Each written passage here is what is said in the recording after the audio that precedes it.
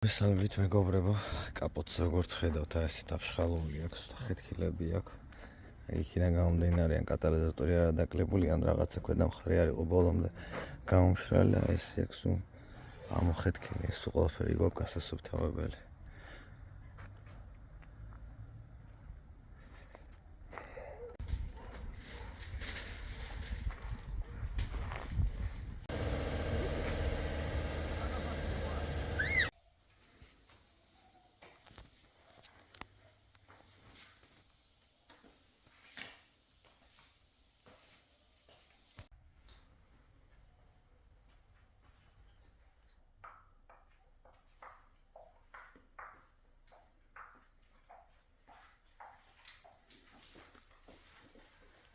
მოკლედ მეგობრებო, დასრულდა ეს კაპოტიც, ნაჭერში შევუყებეთ.